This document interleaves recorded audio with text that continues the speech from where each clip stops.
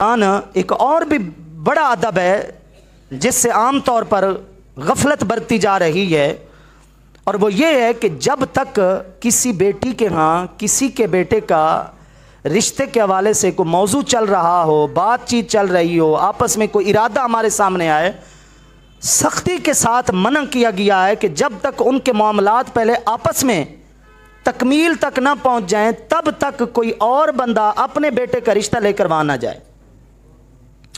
ये खुसूसी तौर पर दो चीज़ों के अंदर मना किया गया है और हम दोनों हवाले से बहुत पीछे चले गए हैं, एक ख़रीदो फ़रोख्त में और एक ख़ास तौर पर इस मंगनी वाले मामलात में।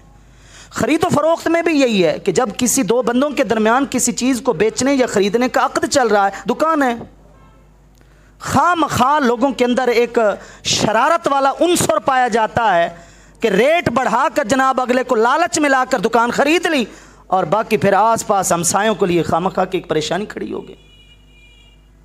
बाजार के अंदर एक रेट चल रहा है 10,000 रुपया माहाना किराया देना है, आ गए यार हमसे 20 ले ले, हमें देते। वो इंसानियत कहाँ है मेरा भाई? उस जबान कहाँ है जिसकी हिफाजत के लिए लोग जाने दे दिया करते थे? मुसलमानों में वो मिसालें पाई जाती हैं। आप एक 10,000 चंद टकों के एवज मतलब है अपनी जबान को बेच रहे हो यार। या खरीदो फरोख्त है, दुकान बराए फरोख्त है, वहां एक बै है, प्लाट बराए फरोख्त है, वहां एक निज़ाम है।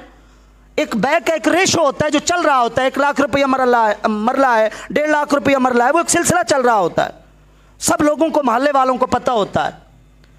खामखा अपने पैसे की जनाब तशहीर के लिए कि मैं इतना अमीर हूं, आ गए यार 1.5 लाख की बजाय 2 लाख रुपया मरला ले ले हमसे, हमें दे दे ये प्लाट। अगला लालच में आ गया, वो भी इसी जनाब 15वीं सदी हिजरी के ही बशर है ना, उसको अगर 50,000 जो है फी मरला इजाफी मिल रहा है तो उसको और क्या चाहिए, लेकिन बाकी गरीबों के लिए क्या है? उस शरीयत में हुक्म है कि कोई भी अक़द आपस में हो रहा हो ख़रीदो फ़रोख्त का, किसी दूसरे मुसलमान को इजाज़त नहीं है कि उसके लगाए हुए भाव के ऊपर अपना आकर भाव कर दे। जो बोली लगती है वो अलग चीज़ है, वो इजाज़त है, वो भी चंद शर्तों के साथ इजाज़त है, वो तो सबको पता होता है ना। लेकिन आम हालात के अंदर जहाँ अक़द हो रहा होता है, बातचीत चल रही होती, किसी दूसरे मुसलमान को इजाज़त नहीं है कि पैसे बढ़ाकर जो है ना वो खामखा किसी दूसरे मुसलमान भाई का नुकसान करे।